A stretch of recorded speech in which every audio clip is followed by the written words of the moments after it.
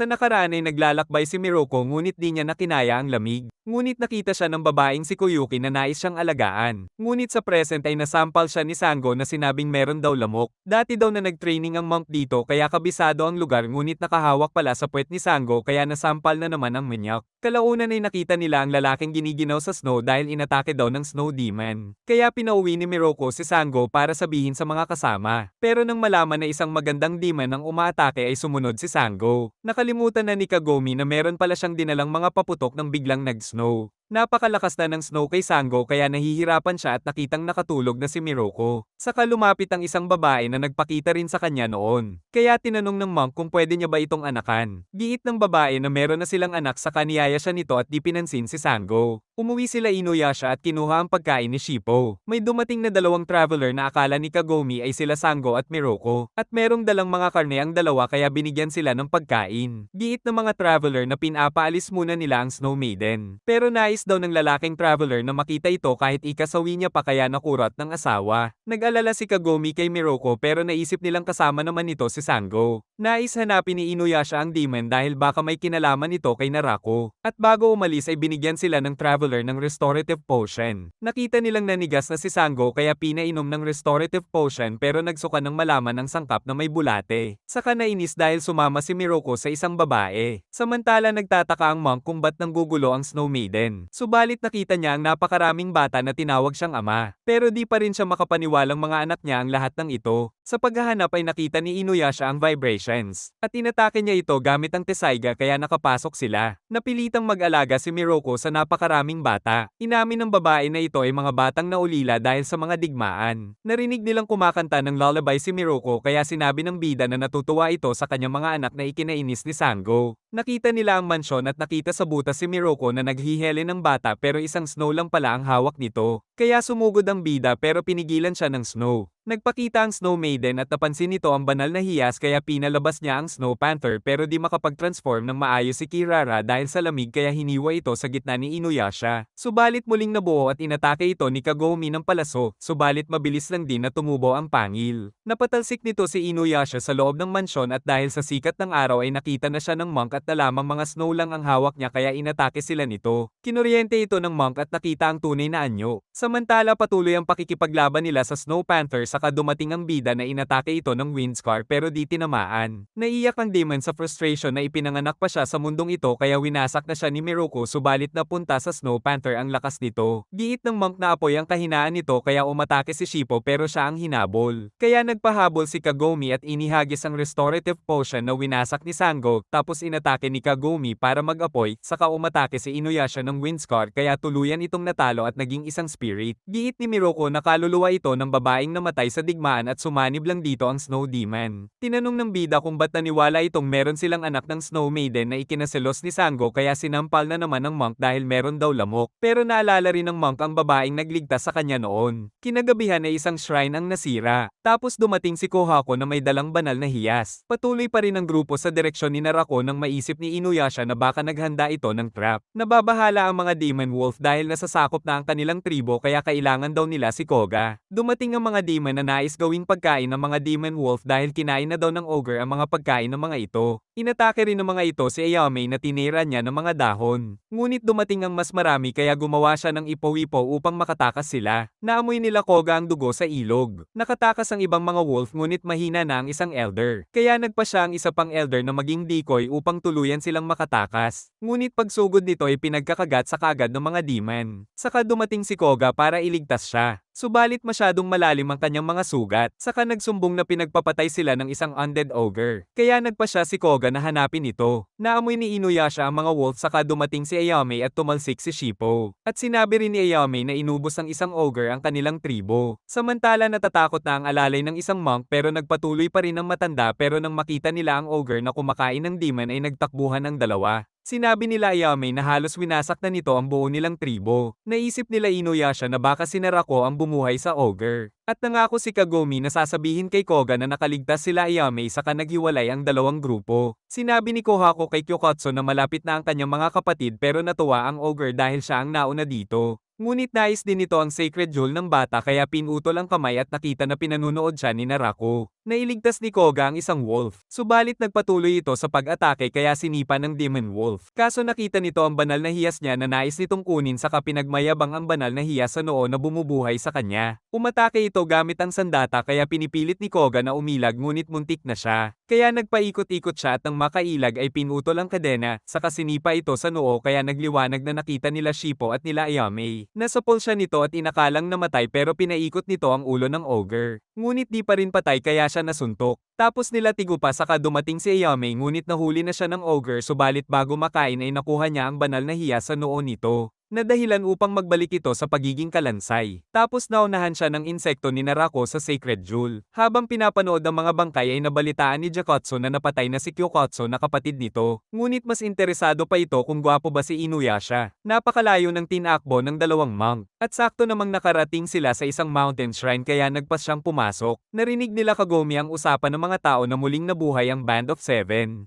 Nagtanong si Miroko kaya nagkwento ang lalaki na 10 taon ang nakalipas ay nagtungo sa kanila ang 7 mersenaryo na napakagaling sa digmaan pero napakalupit ng pamamaraan. Ngunit isang araw ay nagangbang sila pero napatay pa rin nila ang napakaraming mga nakalaban. At naglakbay ang mga ito sa north pero sinundan pa rin ng mga kaaway at dito na sila nadakip at pinagpapatay. Gayunpaman ay kinatakutan pa rin ng sumpa na maaaring idulot ng kaluluwa ng mga ito at isang araw ay isang punso ang lumitaw. At dahil nawasak ito ay muling nabuhay ang mga Band of Seven. Naisip ng grupo na napakarami talagang kababalaghan ang nangyayari mula nang magtago si Narako. Biglang naramdaman ni Kagome ang Sacred Jewel at si Kirara ay bigla na lang umalis kaya sumakay si Sango dahil naramdaman pala ni Kirara si Kohako. Kalaunan ay nakita niya na si Kohako sa kabundukan. Subalit di siya nakikilala nito kaya sumakit ang ulo dahil pamilyar si Sango sa kanya pero inatake niya pa rin ang ate na ayaw siyang patulan. Saka lumabas ang lason kaya lumipad sila Kirara at Sango. At ang usok na ito ay nagmula pala sa isang pang-mersenaryo. Napatigil ang mga mandirigma at sinabing hinahanap nila ang Spectre para patayin. Ang di nila alam ay kaharap na nila ito kaya inamin ni Jakotso na siya ang hinahanap nila kaya agad siyang tinutukan ng mga baril at pinaputukan na narinig nila Inuyasha. Pero di ito namatay kaya naghanda ang pangalawang gunners pero pinatay na sila nito at naamoy ni Inuyasha ang dugo.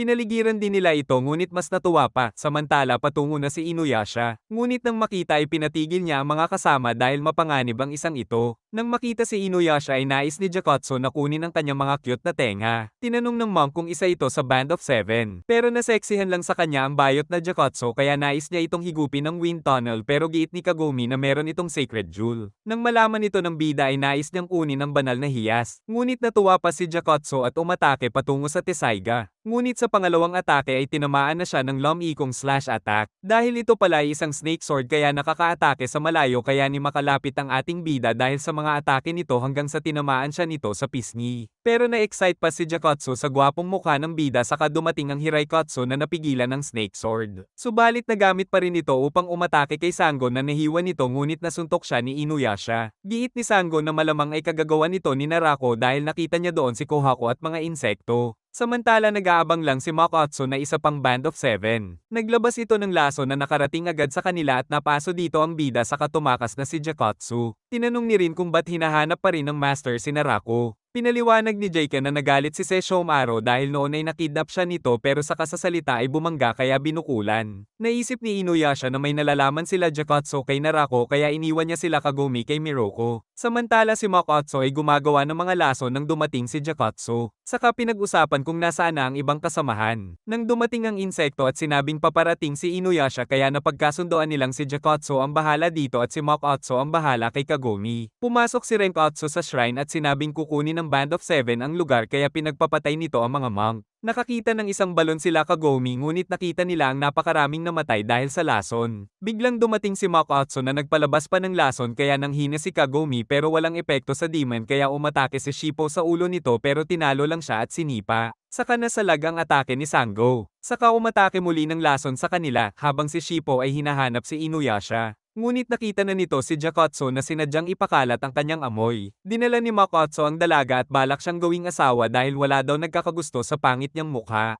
Sa tuwing umatake si Jakotso ay pilit na sinasalag ng bida sa umiwas sa atake nito nang dumating si Shippo pero na-distract kaya tinamaan siya nito. Pero tumakas ang bida kaya pinatama ng Fox ang kabayo sa kalaban. At tinubuan ng maraming mushroom. Si Makotso ay gumawa ng kasal-kasalan kay Kagome. Nang maramdaman niyang meron itong banal na hiyas. Saka pinatuwad si Kagome ngunit dumating na sila Sango kaya inatake sila nito ng lason at nanghina sila Sango at Miroko. Si Kirara ay binugahan din nito. Ngunit biglang tinusok ni Kagome ang banal na hiyas kaya nasapok. At sinabi ng dalaga na kasing pangit ng mukha nito ang ugali kaya sinakal siya. Ngunit bigla itong nasaktan dahil dumating si Sesshomaru saka hinanap nito si Inuyasha. Nakatakas naman si Makotso at umatake pa ng lason. Pero walang epekto kay Sesshomaru kaya nagmakaawa ito, ngunit naglabas at gumamit siya ng mas malaking lason. Subalit wala pa ring kwenta kaya tinapos na siya. Nagalit si Inuyasha sa kanyang nadatnan pero sinabi ni Kagome na si Sesshomaru ang nagligtas sa kanila. Paliwanag ni Sesshomaru na wala siyang intensyon na iligtas sila. At kaya niya lang pinatay si Makotso ay dahil ayaw nitong sabihin ang nais niyang malaman. Di lumabas si Jakotso dahil nakita ang lakas ni Sesshomaru. Saka kinuha na ni Narako ang banal na hiyas. Nagtanong din si Sesshomaru sa nalalaman nila. Sagot ng bida na nagsimula lang silang atakihin ng mga bangkay na binuhay ni Narako.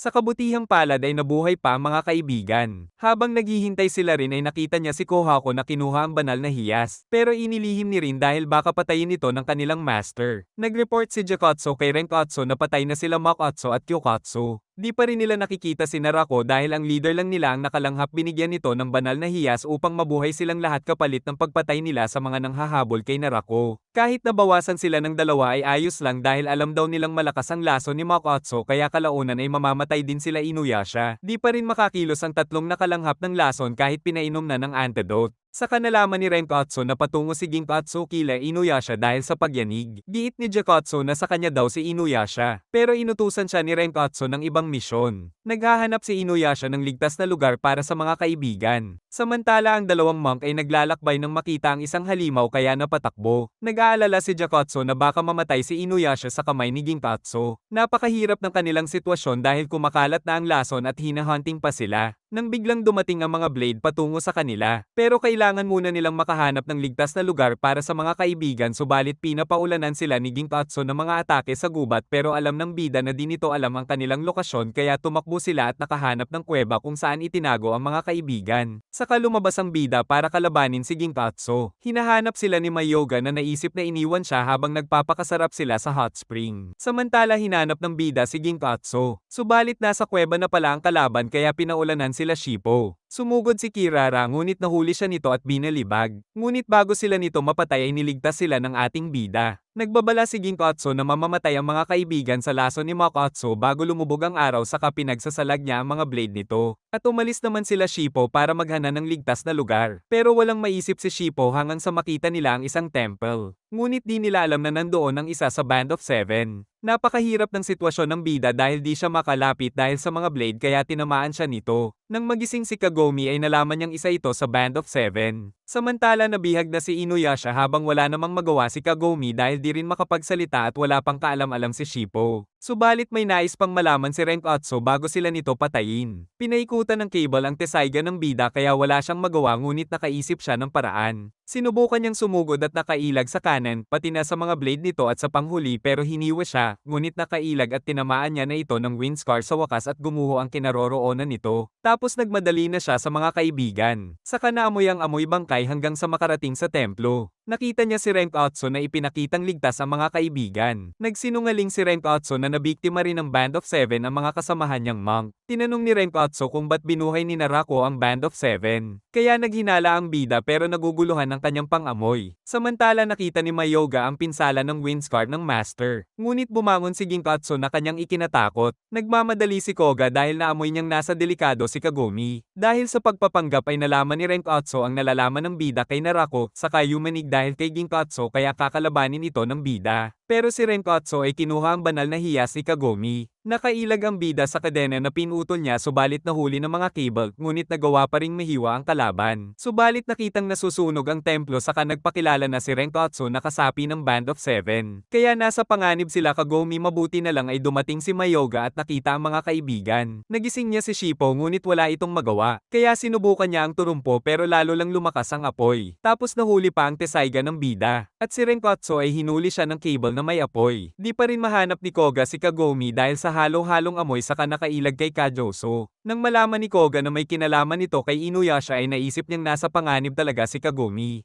Subalit pinutakte siya ng atake ni Jakotsu mula sa Snake Sword. Samantala di rin makalipad si Kirara dahil sa pinsala mula kay Ginkotsu kaya patay na sila. Habang ang bida ay pinagtutulungan pa rin ng dalawa at balak siyang batasin ni Ginkotsu kaya tinusok niya ito ng Tesaiga. Saka nakatakas sa cable at umilag sa mga blade saka kinuha ang espada at siya ang tinamaan ng sarilin mga blade hanggang mawasak. Tapos iniwan niya lang si Renkotsu para iligtas si Kagome pero ayos lang dahil nakuha niya na ang Sacred Jewel saka kinuha ng mga insekto si Ginkotsu. Habang si Koga ay umatake kay Jakotsu pero tumakas upang magtungo kay Kagome. Saka nadatnan ng bida na nasaktan si Kirara at umiiyak si Shippo dahil di na humihinga ang mga kaibigan.